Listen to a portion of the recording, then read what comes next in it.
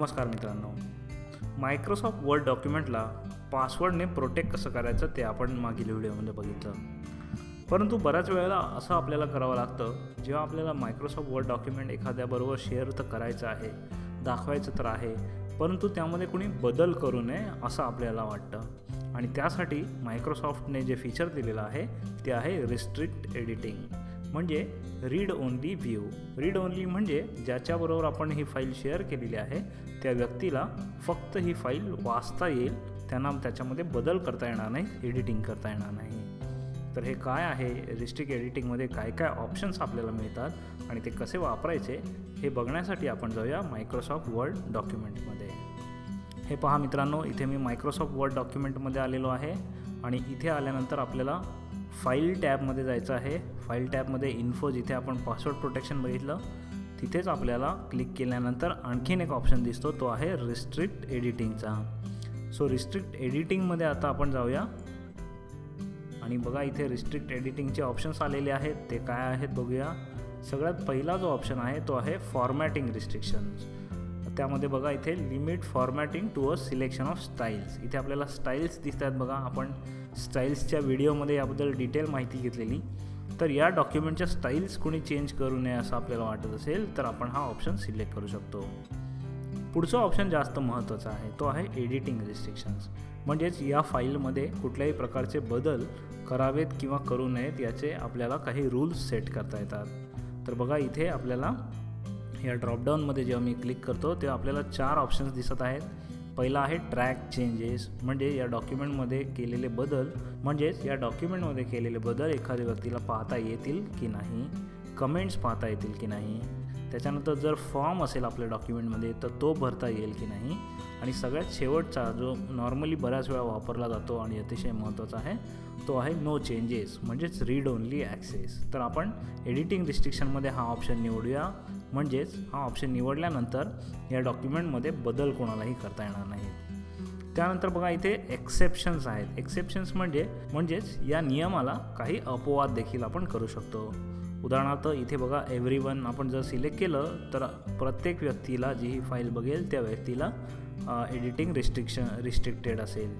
किंवा आपण individual user देखील ॲड करू शकतो. हे बघा इथे मी इंडिव्हिज्युअल युजर ॲड करतो. जर तुम्ही मायक्रोसॉफ्ट कॉर्पोरेटमध्ये वापरत असाल, तुमच्या ऑर्गनायझेशन नेटवर्कमध्ये वापरत असाल किंवा शेअर पॉईंटमध्ये वापरत असाल तर या गोष्टीचा उपयोग होऊ शकतो, अन्यथा नाही.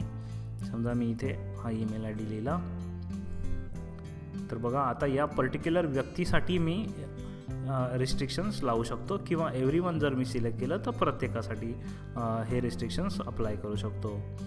तर इथे आपण हा मी सिलेक्ट केला बघा. आणि सिलेक्ट करून काय केलं, समजा हा भाग मी सिलेक्ट केला आणि त्यानंतर बघा इथे मी टिक केलं तर हा भाग आता कलर चेंज झालेला दिसतो आपल्याला. तर हा भाग आता रिस्ट्रिक्टेड झालेला आहे. म्हणजेच salil@netbed.com ही व्यक्ती या भागाला काही एडिटिंग करू शकणार नाही, मात्र त्या पुढील भागाला करू शकते. तर अशा प्रकारे आपण विविध एरियांमध्ये करू शकतो. पुन्हा एकदा आपण थोडासा एरिया सिलेक्ट करूया, पुन्हा इथे जाऊया आणि एव्हरीवनला सिलेक्ट करूया. आता बघा हा जो भाग आहे याला कंस आलेला आहे बघा, दिसतो आहे इथे. तर हा जो भाग आहे तो प्रत्येक व्यक्तीसाठी रिस्ट्रिक्टेड आहे, म्हणजे कोणीही यामध्ये बदल करू शकणार नाही. salil@netbed.com हे देखील या एव्हरीवनचाच एक भाग आहे, त्यामुळे या व्यक्तीला देखील करता येणार नाही आणि इतरही कुठल्याच व्यक्तीला करता येणार नाही. म्हणजेच आपण इंडिव्हिज्युअल रिस्ट्रिक्शन पण देऊ शकतो किंवा ग्रुप रिस्ट्रिक्शन्स पण देऊ शकतो. तर अशा प्रकारे रिस्ट्रिक्ट केल्यानंतर आपल्याला शेवटची स्टेप करायची आहे, ती म्हणजे स्टार्ट एन्फोर्समेंट. म्हणजे हे नियम लागू करायचे की नाही ते एकदा सांगायचं. त्यासाठी येसवर क्लिक करूया आणि बघा इथे आपल्याला पासवर्ड विचारता येतो. हा पासवर्ड विचारला जातो. तर हा पासवर्ड कशासाठी आहे, जर समजा हे रिस्ट्रिक्शन्स तुम्हाला काढायचे असतील तर त्यासाठी डॉक्युमेंटला पासवर्ड द्यावा लागणार. त्यासाठी आपल्याला 2 ऑप्शन आहेत पुन्हा, पासवर्ड किंवा युजर ऑथेंटिकेशन. म्हणजे तुम्ही काही युजर्स सिलेक्ट करू शकता, परंतु त्यामुळे तुमचा कंट्रोल निघून जाईल. जर तुमचा कंट्रोल पाहिजे तर तुमच्याकडे असलेला पासवर्ड ठेवा, म्हणून पहिला ऑप्शन सिलेक्ट करा. एक पासवर्ड इथे टाईप करा.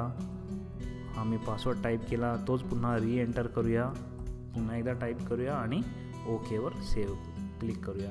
आता हे डॉक्युमेंट आपलं रिस्ट्रिक्टेड झालेलं आहे, आपल्या परमिशन्स आलेल्या आहेत आणि हे डॉक्युमेंट आपण सेव्ह करूया आणि बंद करूया. आता मी माझ्याच लॉग इनमध्ये आहे, त्यामुळे हे रिस्ट्रिक्शन्स मला लागू नाही आहेत. मी ही डॉक्युमेंट एडिट करू शकतो, परंतु इतर व्यक्ती मात्र हे डॉक्युमेंटमधील हा जो सिलेक्टेड भाग आहे, हा जो हायलाइटेड भाग आहे, तो मात्र एडिट करू शकणार नाही. तर मित्रांनो, अशा प्रकारे हे रिस्ट्रिक्ट एडिटिंगचं फीचर थोडं ॲडव्हान्स फीचर आहे. एखादा सेन्सिटिव्ह भाग जर तुम्ही लिहून पाठवत असाल, त्यामध्ये समोरील व्यक्तीने बदल करू नये किंवा फक्त रीड ओनली असावं असं जर तुम्हाला वाटतं, तर हे फीचर अवश्य वापरून बघा. धन्यवाद.